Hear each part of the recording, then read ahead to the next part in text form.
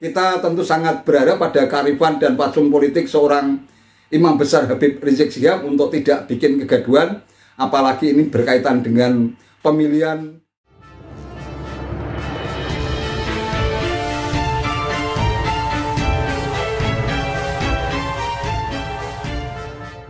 Assalamualaikum warahmatullahi wabarakatuh. Salam sejahtera untuk kita semua, salam budaya.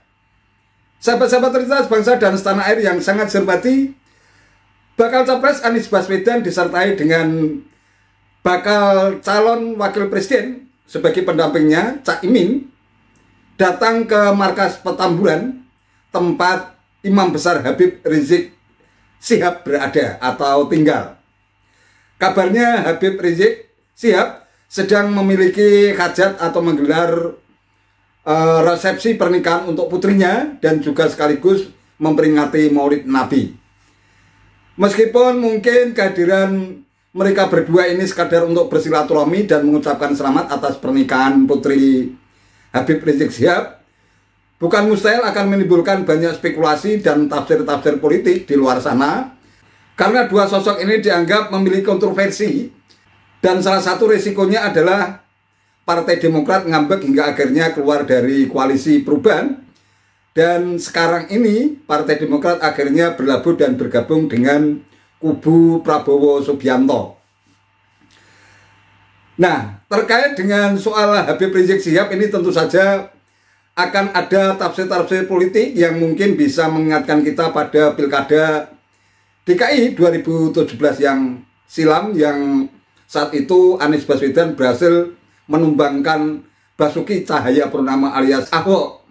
Dan salah satu peran besar di situ adalah seorang Imam Besar Habib Rizik Syihab. Bakal calon presiden dan cawapres Koalisi Perubahan untuk Persatuan Anies Baswedan Mohaimin Iskandar bertemu Rizik Syihab atau HRS. Kedatangan keduanya untuk memenuhi undangan pernikahan putri HRS.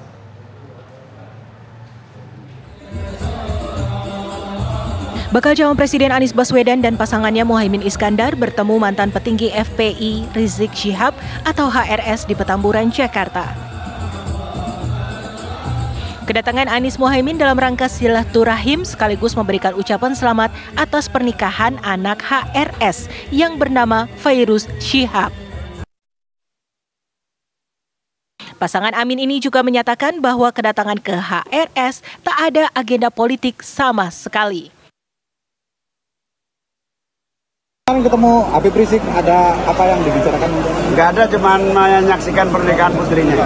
Nggak ada ngobrol-ngobrol yang sempat, rame.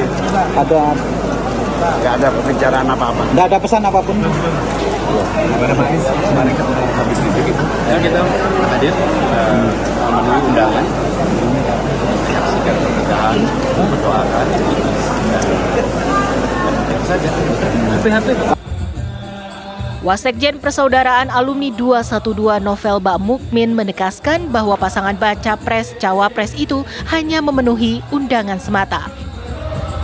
Tidak ada arahan maupun pembicaraan mengenai dukungan untuk baca pres yang diusung Koalisi Perubahan karena masih menunggu ijtima ulama.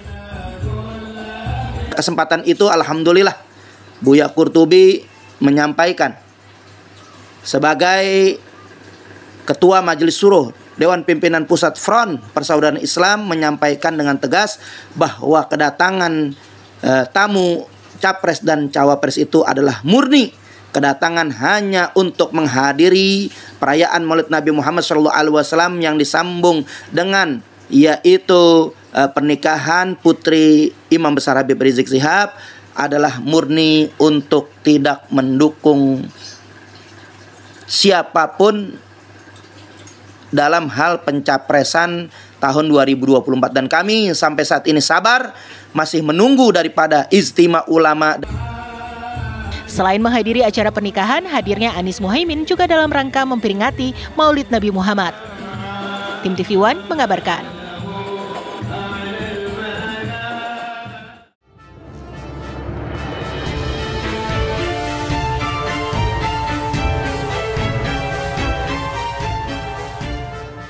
Sahabat-sahabat tercinta bangsa dan setanah air yang sangat saya hormati, sebenarnya perkawinan dalam tanda kutip antara Caimin dengan Anies Baswedan ini memang hingga saat ini masih menjadi perbincangan publik. Karena dari sisi ideologi sebenarnya kedua sosok ini memiliki latar belakang yang sangat berlawanan. Diakui atau tidak, Anies Baswedan selama ini sangat dekat dan akrab dengan kelompok ulama atau menganut Islam garis keras, radikal dan intoleran.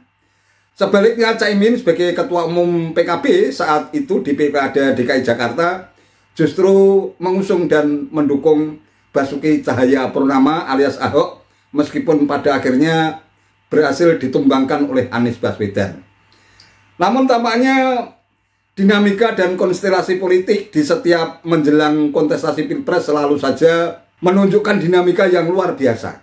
Tidak ada satu orang pun mungkin ya pengamat politik yang bisa menduga kalau pada akhirnya Caimin dengan Anies Baswedan itu bisa bergandengan tangan, bisa bermesraan menjelang kontestasi Pilpres 2024. Agar pasangan ini betul-betul solid, maka mereka harus sanggup untuk melupakan masa lalu, terutama pada saat Pilkada DKI 2017 yang sangat memanas, karena saat itu terus terang saja banyak sekali serangan-serangan yang diarahkan kepada Ahok. Salah satu diantaranya adalah stigma atau stempel sebagai penista agama, hingga akhirnya Ahok atau Basuki Cahayapurnama harus mendekam di penjara selama lebih kurang sekitar 2 tahun. Nah, polarisasi dan terpecahnya dua kubu menjadi pendukung Ahok dan Anies Baswedan, tentu saja hal itu tidak bisa dilupakan oleh rakyat. Mereka masih ingat betul bagaimana situasi pilkada tahun 2017 yang silam di Jakarta yang begitu memanas, terjadi polarisasi dan keterbelahan masyarakat yang begitu nyata, bahkan efeknya pun masih terasa hingga saat ini.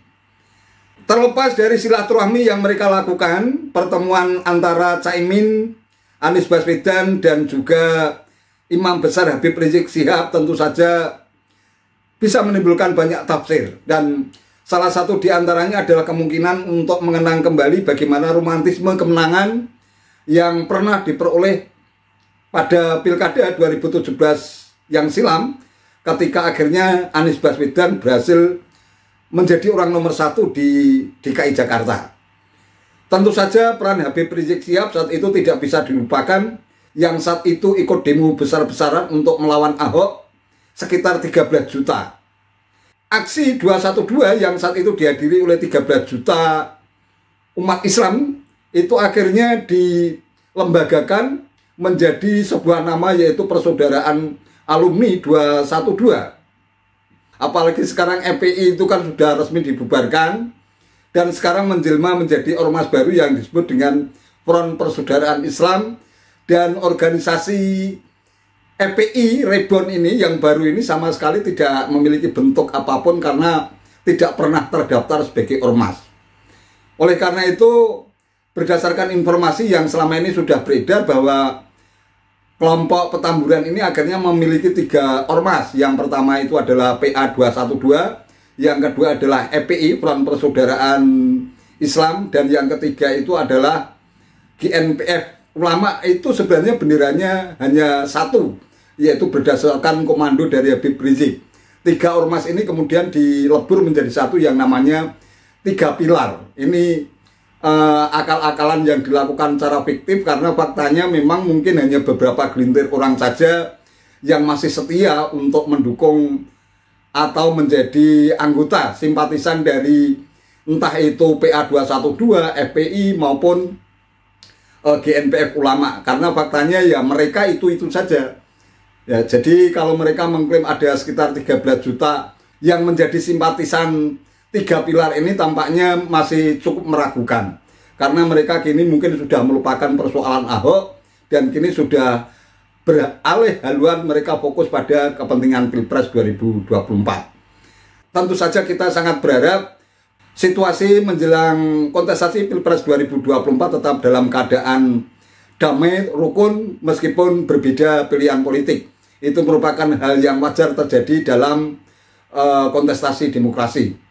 Oleh karena itu, kita tentu saja sangat berharap Habib Rizik Syihab yang selalu dijadikan sebagai imam besar oleh para pengikutnya ini tentu saja jangan sampai membuat kegaduhan politik, karena itu nanti imbasnya kepada para simpatisannya yang mungkin saja bisa melakukan tindakan yang berlebihan, termasuk diantaranya adalah melakukan persekusi misalnya. Hal ini tentu saja tidak boleh terjadi.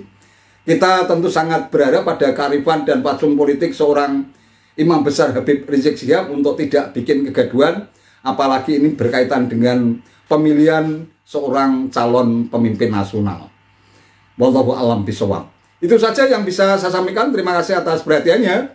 Wassalamualaikum warahmatullahi wabarakatuh.